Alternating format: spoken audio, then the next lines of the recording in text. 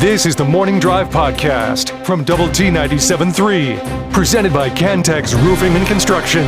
I'm Mike Hebert, owner of Cantex Roofing and Construction. Every day is game day, and we'll get it right when it comes to your roofing, construction, windows, and mirrors. Call Cantex Roofing and Construction today. Together, we are one serving you. Jamie Lent, Jeff McGuire. I'm Chuck Heinz. We got this. I don't think this is a compliment, Jamie, but maybe Jeff can help me with this. The comment on the Yates Flooring Center chat line is, Chuck looked presidential on the big screen. Time to buy the Statin, Chuck. Does that help with wrinkles or something like that, Jamie? Is that? I think it's supposed to be time to buy the station. Yeah, I think you look very presidential as well. I'll take that as a compliment. I don't. Okay. Yeah, you think that's by the station? I think it's by the station. Oh, okay. All right, well. Because, the I and the O are right next to each other. Yeah, I got it. I just wondered if that was. I take some statin every day. I haven't taken it yet this morning, but I think that's more for your blood pressure than it is anything else. I think I'm not certain on that. It could be. It's either that or cholesterol. It's one of the two. I mean, I take a pill for both of them. So if you take it for one, I guess as long as you take the pills, it doesn't matter really what order you take them in. They don't say take this first, then this, then this, then this. They just say take it all. So that's what I try to do to keep myself upright. Jamie, what'd you make of the Baseball Hall of Fame voting? Carlos Beltran and Andrew Jones both getting in. Beltran, 84% of the vote. That I think I'm surprised at that number, given that he didn't get in last year and was close. Maybe I guess everybody just decided to jump on the Beltran bandwagon. And Andrew Jones was well over the 75% too at 78.4. Yeah, I guess not surprised. Those are the guys that we thought would get in, and they got in. The Beltran number is definitely big, so it does feel like there were a lot of voters that said, because of the scandal, the stink or whatever, hey, we're going to punish this guy early, but then we definitely will put him in. Yeah. Chase Utley was in third. He fell short at 59.1%, but the experts now view him as he is headed towards induction maybe as soon as next year. And Andy Pettit was at 48.5% with 206 votes. Yep. So maybe got a shot, maybe. And then this one is, I'm curious your opinion of Felix Hernandez versus Andy Pettit. Felix Hernandez, he only had 169 wins. He was not dominant. Yes, he was. Yes, he was. No. Well, let me back that up. He was dominant, but for a short period of time. He didn't win a tremendous number of games, only 100. His team was horrendously also bad. Played for a really bad team. Yeah, okay. I mean, one of the best pitchers of his when he was there, he was one of the best. During his era, he was one of the best pitchers. There's a reason he had a losing record and still won the Cy Young Award. Yeah. Okay. All right. I'll take that back. I just kind of look at it and went, kind of hundreds.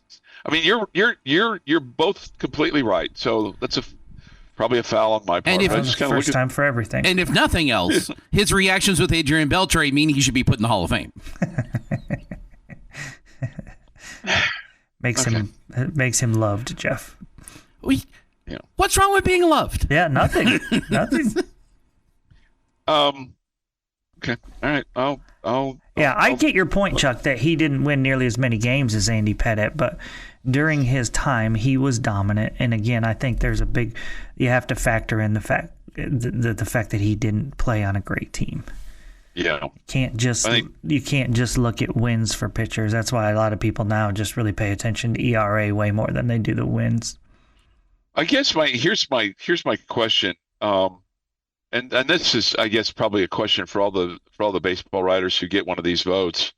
Why not now? I mean, what kept you from voting for Felix Hernandez now, or from that standpoint, Andy Pettit now, as opposed to maybe next year or 2 years from now? Now you're making the same argument that Jeff has made over and over and over and over again. The guy doesn't get more hits or more strikeouts in a year. Why does it change? Yeah. Why do you not vote for him one year and then vote for him the next? There is one reasonable excuse for that to happen. If you vote for 10 people every year, Yeah. and they were your 11th person, and then you get them added the next year because the people in front of them had moved off. Mm-hmm.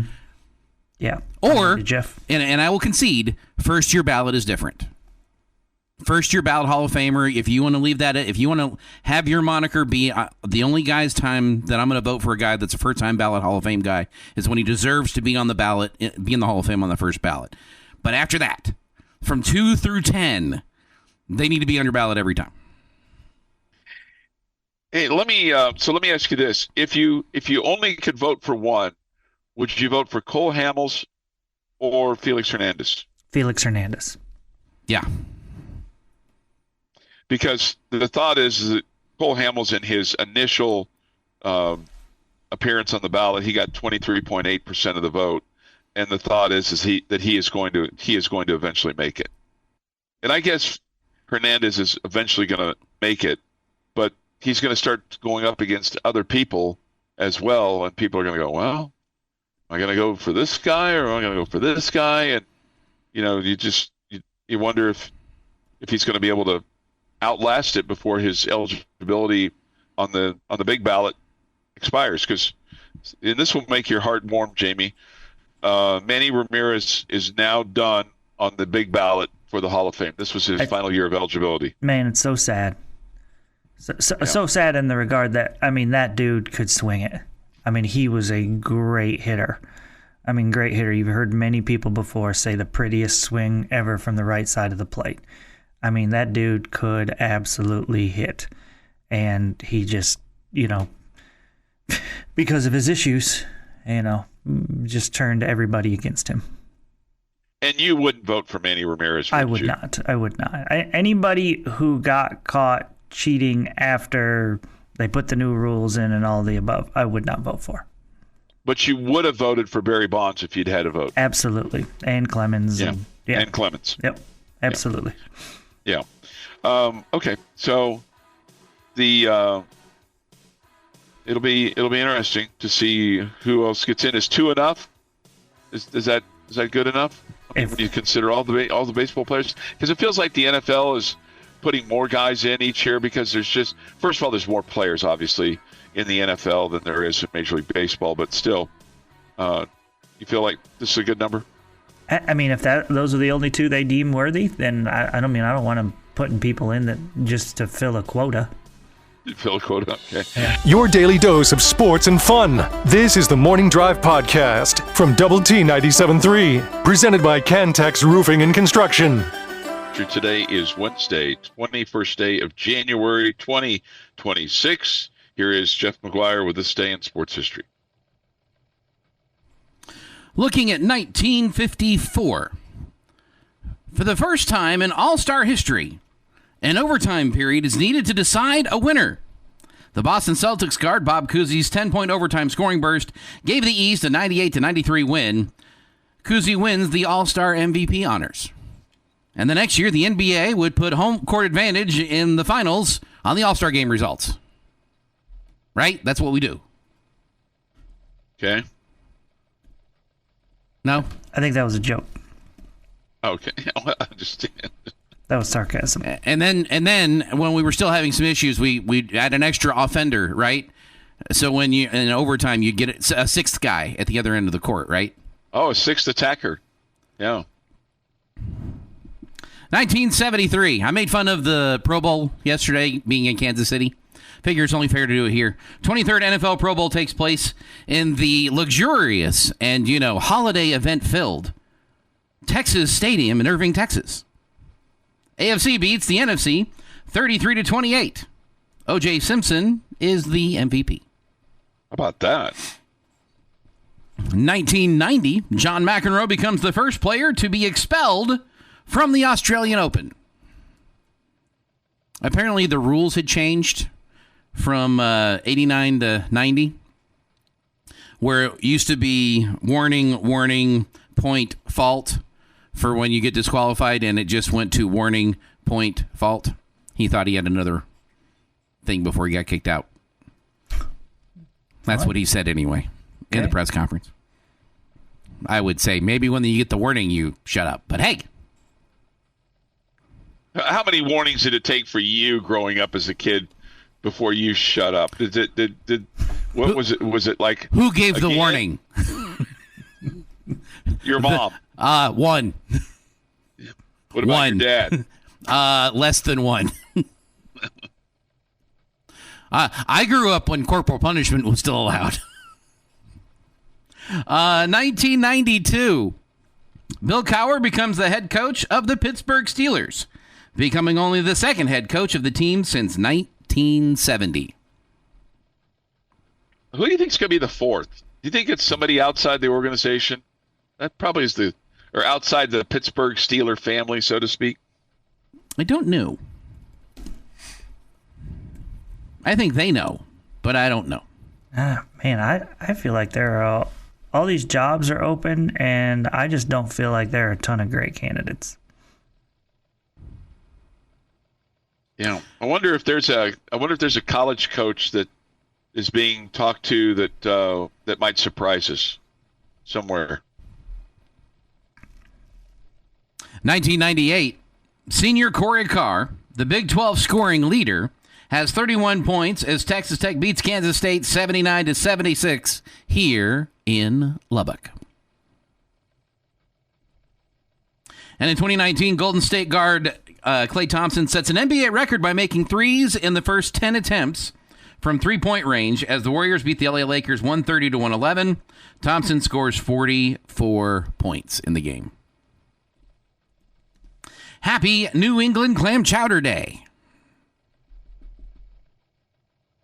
You a fan of the clam chowder? I've had it a couple of times. It's okay. I've never actually had it in New England, though, where I bet it is much better.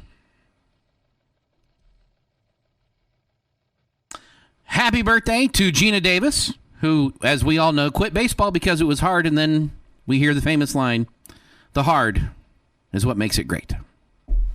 She's 70. Billy Ocean, 76, and Akeem Olajuwon is 63.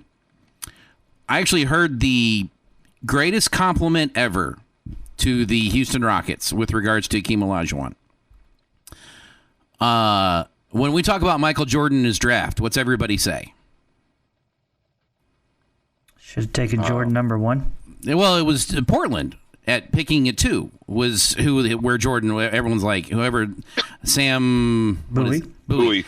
Sam Bowie. Everyone's like, how do Portland not? Nobody says anything about the Rockets taking Akeem Olajuwon instead of Michael Jordan. Yeah, you get a legit superstar big, you take him. Probably would have sold more tickets with Jordan, but still. Oh, sure, and might have won 6 championships with Jordan, but nobody says anything about the Rockets taking Olajuwon. Yeah. And on this day, 1793, one day after being convicted of conspiracy with foreign powers and sentenced to death by the French National Convention, King Louis the XVI is executed by the guillotine in the Place de la Révolution in Paris. 9 months later, Marie Antoinette was convicted of treason by a tribunal, and October 16th, she followed her husband to the guillotine. And that is this day in sports history.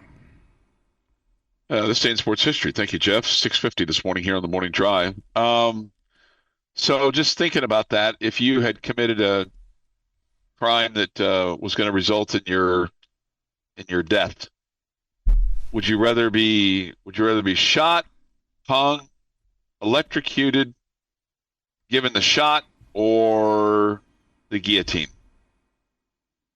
The guillotine seems the most messy to me. Yeah, but I'm not cleaning it up. No doubt. But I mean, somebody's got to. That sounds like a them problem. Jamie, would you rather just get a shot, or would you rather get it shot? I think I'd rather take get a shot. Get a shot, or get electrocuted. No, I think I'd rather get a shot. The electrocution feels like that you would. That feels like you would. Well, you're not surviving any of these. You would. No, I know that, but I mean, it's like just the initial, the initial pain I know you're not surviving any of them. It just feels like the shock would be more than, I don't know. They ruled it inhumane, but anyway, it's kind of a morbid thing to think about. Somebody says this something. You were the one that brought it up. Oh, I know. Somebody says this, Steve Sarkisian to the NFL. Do you think he eventually lands in the NFL?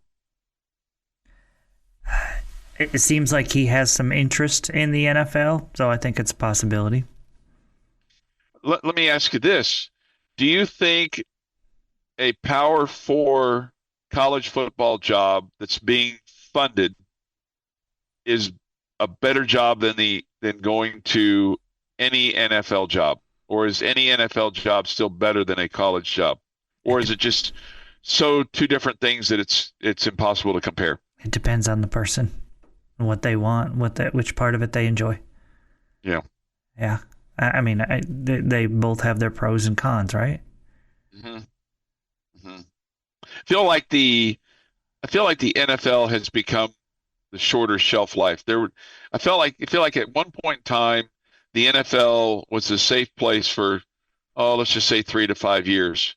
But it feels like with some of these franchises, Cleveland, Tennessee, not to just pick on those two, but places along those lines, feels like your ability to kind of build your program is less than, say, going to a really good college program. And with the money that's being paid now at the college level, it kind of feels like if you've got a really good job, you're foolish to go to the NFL. But I don't know. You're probably right, Jamie. But probably just depends on the individual and their aspirations. This is the Morning Drive Podcast from Double T 97.3, presented by Cantex Roofing and Construction. For being with us today with Jamie Lent and Jeff McGuire. I'm Chuck Heinz.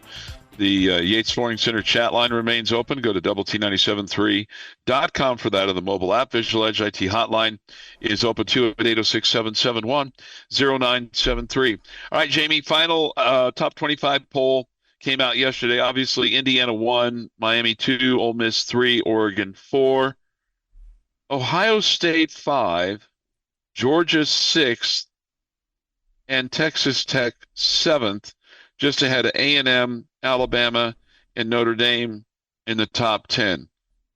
Did we get gypped a little bit here, Jamie, being 7th, even though that's the highest ranking in school history?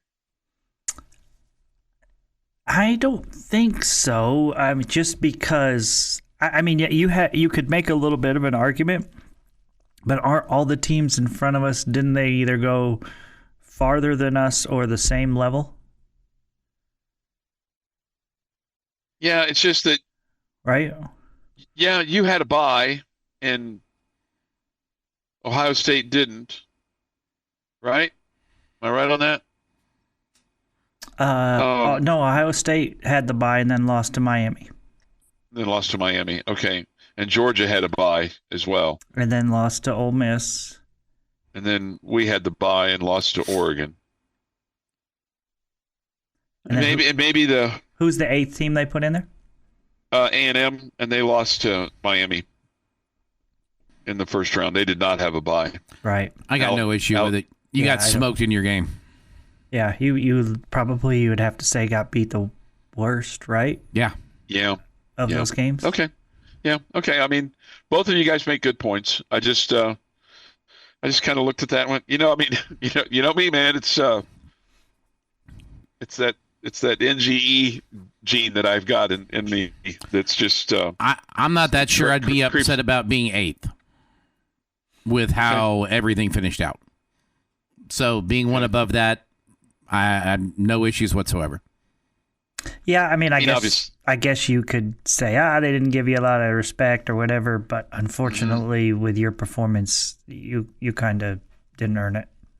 Yeah, a couple people, a lot in the regular season you did, but the final game, no. I just asked a question. Somebody said, "WTH is Chuck talking about? We made the Elite Eight and had the worst showing. 7th is great." Okay, all right, just asking a question.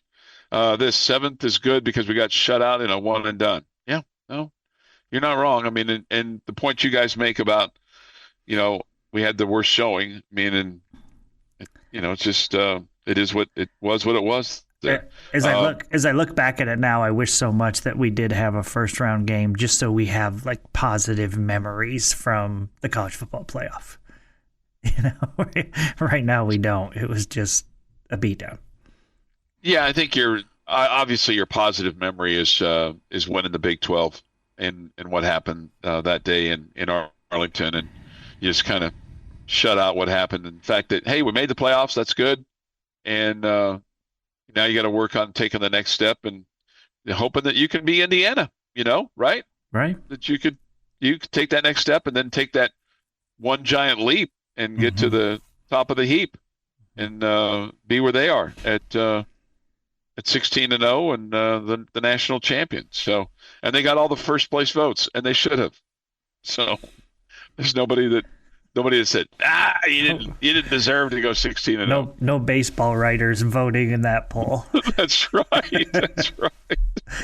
Nobody that was Billy Bitter. And then BYU, how about them, man? They're ranked 11th, Texas 12, Oklahoma 13, Utah 14, and then Vanderbilt 15.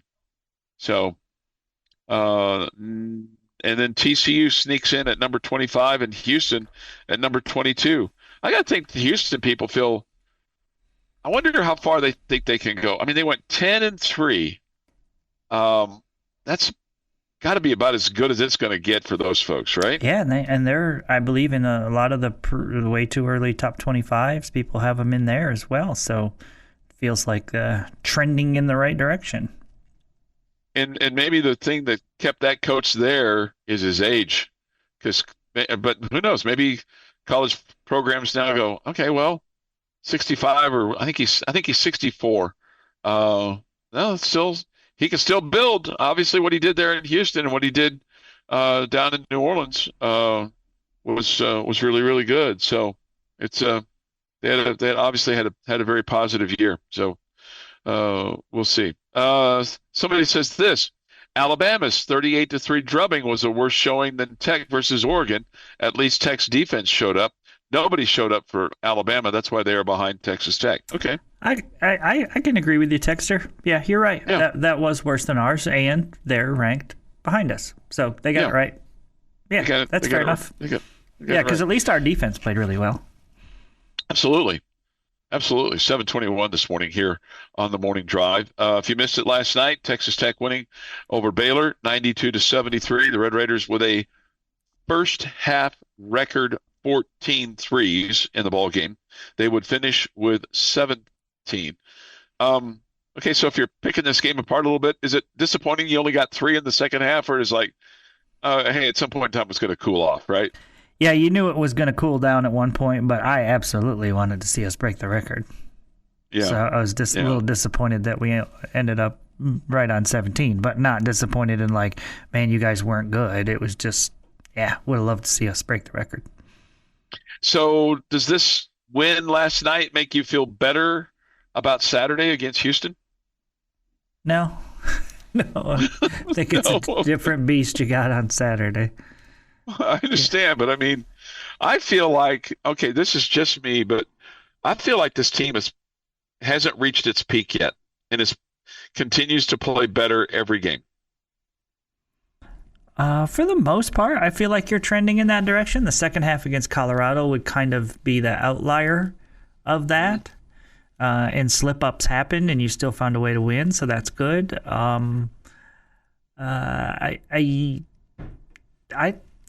I think it's possible that you haven't played your best basketball if you keep improving on defense like you have been. I mean, last night might have been the best game of the year, right? In terms of your domination and what you did against a fellow Power 4 team. And I mean, I know you have the Duke win and I know you have the BYU win, but that was just you stood on their throat all game long and said, you may cry mercy all you want, but we ain't going to let up. Okay. Maybe. Maybe. Kind of. Maybe. Yeah. A couple people are worried about the weather. Man, it's indoors. They've got salt and a snowplow out at the airport. Okay, I mean it might be hooked up to one horse, and they might have to, you know, help him, motivate him a little bit with some extra chow, but they'll be able to get everybody to the arena. I mean, now there may be some people that are challenged with their driving because they're just not used to it. We haven't had it in a while, but they're going to play that game on Saturday, come hell or high water. And my guess is that'll be a full arena. They will find a way to get there, whether they have to walk or take a rickshaw or find somebody to drop them off. But there's going to be a full house on Saturday. Pretty confident of that. All right. Right? You heard it here first. There's no way they're going to delay or move the game, and it will still be packed. Still be packed. All right. right. I mean, honestly, I'd be more worried about the Houston guys getting home because there's freezing rain in Houston Saturday night. They may have to stick around Lubbock for an extra day. I wonder if they'll even come in a day early. Yeah. I probably to make would. sure that they get away from it on Friday. Yeah. Yeah, Lady Raiders did that last year going to Houston. They had their record, 3 inches of snow, which is serious, and they went in a day. They went a day early because of that. So it wouldn't surprise me to see the Houston folks here. The Morning Drive podcast from Double T 97.3 is presented by Cantex Roofing and Construction. Jamie's question of the day on Double T 97.3 is brought to you by Connecticut of West Texas. All right, gentlemen, we're going to talk some Red Raider football today. And this is probably a conversation that we will have again as we get closer to the season. I don't think there's any doubt that we will. But we're going to have it here today just to see where we are at this point, even though it's no guarantee. And I would still say I expect to see more added to the roster, but there's no guarantee of that. But I want you to tell me today what position group for the Red Raiders you're the most confident in heading into the season, and which position group right now you're the most nervous about. As of right now. As of right now. Okay. I am, I am about to just be talking out of both sides of my mouth here, Jamie, but that's, I think, is common. I think I'm most confident in your running back position, where you have 2 guys returning and getting a guy back from being injured. And I just feel like that you are oozing with talent there, ability to catch the ball, run between the tackles, run outside the ends, and your ability to pick up first downs on short yardage. Super uber confident about that.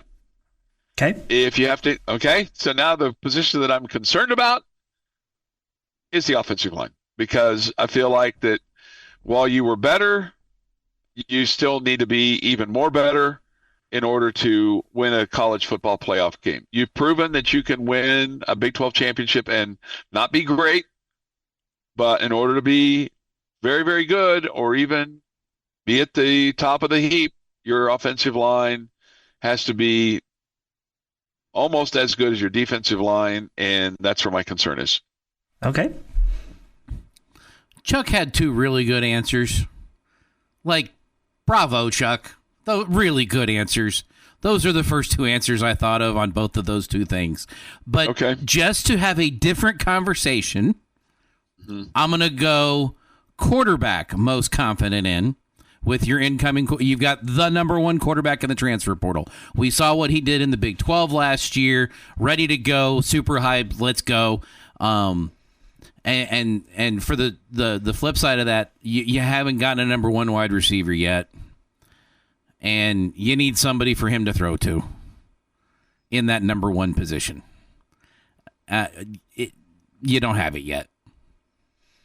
Okay. I am sticking with Chuck's first answer about what I'm most confident in, and that is the running back room. I think those 3 backs, 4 really, if you include Adam Hill, but I thought there was talk of him moving to linebacker, so I don't know if he's even in that group anymore. But those first 3, I think, can make a lot of plays for you, and you can win a lot of games with those three, Dickey, Williams, and Joyner. So it'll be interesting to see how those carries are split up. But at the same time, I think each of the three can do great things for you. So I'm really confident there.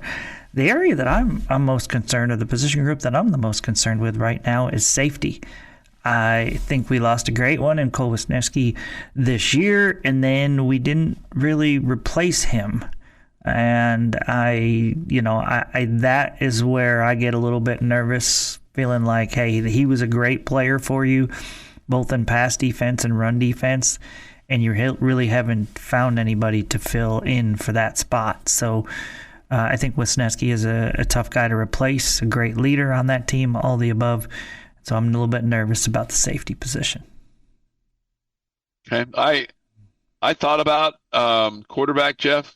I really did. I hadn't thought about the receiver spot, but you bring a really good point there.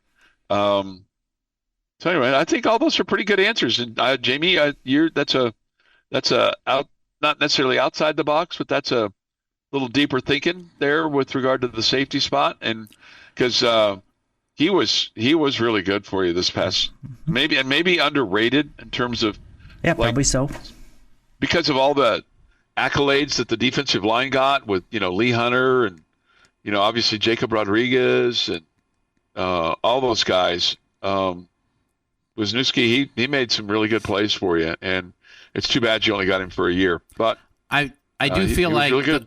I do feel like though that Shea Wood has earned a little credibility in figuring out how to get that problem fixed, which is why I'm not as worried about really any position on the defensive side. As scary as that is to say out loud, being a Texas Tech fan over the last 30 years, but with what he did and what they have done on that side of the ball, with him coming back, he's got some equity that he can use in the okay. But whoa. Oh, and I certainly appreciate the job that he did, the defense did, but with all due respect, I mean, he was given a hand of four aces and a king, and said, "Hey, go play poker." I mean, yeah, he was handed a lot of talent. Yes, you could not have given him any more talent. So they should have played as good as they did. I mean, maybe the true test is going to be this year when you don't have the best defense that money can buy. Is that fair to say, Jamie? I think you're both right. I think Shea Wood is terrific, and I mean can make lemonade with lemons and do great work. But he absolutely had a loaded roster on the defensive side of the ball, no question. So I'm not sure what we're arguing about, but I think you're both right. Okay. Well, I mean, just that he deserved. His team showed up in the college football playoff. I know. His team showed up every game in and out. I know. But just to get, I mean, somebody says Chuck Shea Wood has had a top 20 defense everywhere he's been. I got it. I understand that. All I'm saying is he had a lot to work with. All right. Yep. And that's like handing me a Monet that's already done and said, hey, just sign Claude on the bottom and we'll be good. Claude. Okay. Let's see here. I'm with you, Jamer. We still need that high-level safety. Yeah. Linebacker, most confident. Safety, most nervous. All right. Your daily dose of sports and fun. This is the Morning Drive Podcast from Double T 97.3, presented by Cantex Roofing and Construction. Hey, good morning. It is the Morning Drive on Lubbock Sports Station, Double T 97.3 and Double T 97.3.com with Jamie Lent and Jeff McGuire. I'm Chuck Heinz. We come to you, Jamie, Jeff, and I, from the First United Bank studio. Get your thoughts and comments this morning on the Yates Flooring Center chat line. Go to Double T 97.3.com for that, of the mobile app. The Visual Edge IT hotline is open at 806-771-0973. Yates Flooring Center chat line as well. Just go to the Double T 97.3 mobile app for that. Again, we come to you from the First United Bank studio this morning as the Red Raiders basking, Jamie, glowing maybe this morning from a nice win over Baylor last night. You got 14 threes in the first half. Can't expect that every night, but sure was nice last night. Does it change anything with regard to how you feel about this team with regard to what you see as the final Big 12 record? Or is it just, okay, you took care of business last night, you beat a team you should have, you got really, really hot, and you poured it on and never took your foot off the accelerator? Yeah, all of that. I think all of that. It doesn't change anything for me. It was a game I expected you to win. I know I picked you to lose yesterday, but when I, was going through your season, prediction, I had that as a win, and I don't think that the way you played was impressive in the regard that you stayed focused after a big win and didn't get caught up in that or looking ahead to Saturday and all that. All of that was impressive. But I don't think that changes whether I think you can win on the road at Arizona or win on the road at BYU. Yeah. Okay. So you have Houston on Saturday. It's nervous, but man, you feel like, at least I do. I think I feel better going into this game with Houston, not because it's at home, but just in terms of the matchups and how you're playing and how your team has progressed, than the wondering what you were going to get against Houston the last time you played them a couple weeks ago. Is that a fair assessment? I don't know why the home atmosphere and crowd and all that doesn't give you more confidence. No. I'm just saying, I was just kind of trying to take everything out of it, just the style of play. Obviously, playing at home gives you confidence and may add up in a couple of buckets for you. But I mean, I'm just talking about the way the team was playing. If you had said, okay, it's a neutral site, the first game going in, all right, kind of nervous because you didn't really know, how you were going to respond. And, the team's they didn't feel like they were clicking on all cylinders. I feel like you've taken it to another level and you've kind of smoothed some things out.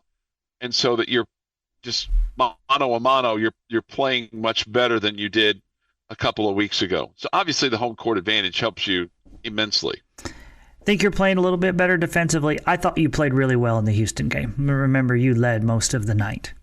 So yeah, and I was just talking about going into that game, not necessarily the game, but going into that game.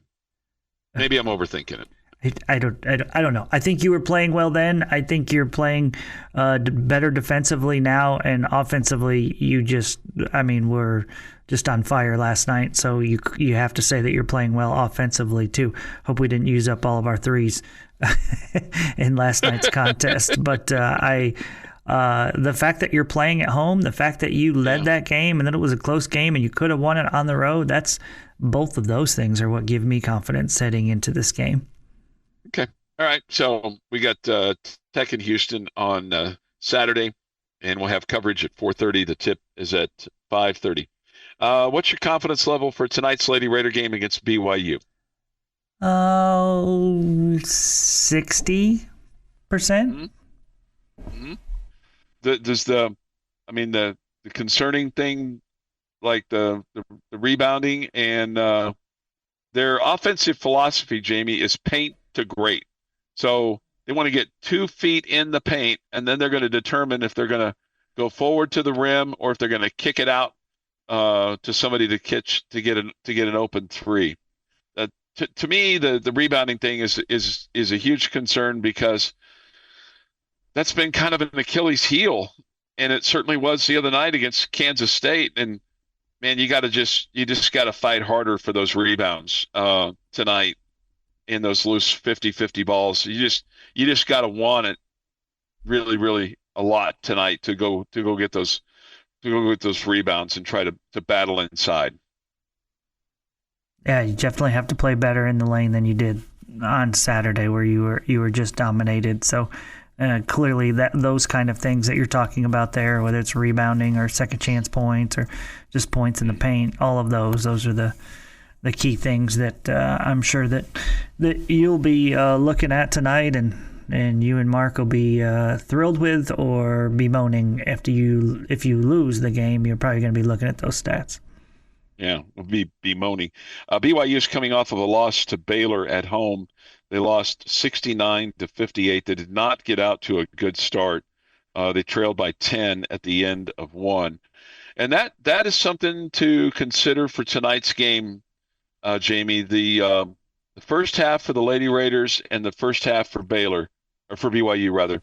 First half for the Lady Raiders, they have outscored their opponents by 61 points in the Big 12. BYU has been outscored by their opponents in the Big 12 by 8 points. The third quarter, Texas Tech has been outscored by 2 points. BYU has outscored their opponents by 37. So we'll see what those adjustments look like at halftime, and hopefully have a little bit more than 2-point lead at the half, and that you overcome your third quarter slump a little bit, maybe, because it's not huge, but it's just that's also a problem for the regular year, in which you've been not as good, but you've been better than you were in Big 12 play. But that's just a little bit of a concern tonight. So take a look at that, and we'll see what happens. We'll have the game for you at 7:30 tonight on 93.7 The Eagle and on 100.7 The Score. This has been the Morning Drive Podcast, presented by Cantex Roofing and Construction. Check out our library of Double T 97.3 podcasts at doublet97.3.com.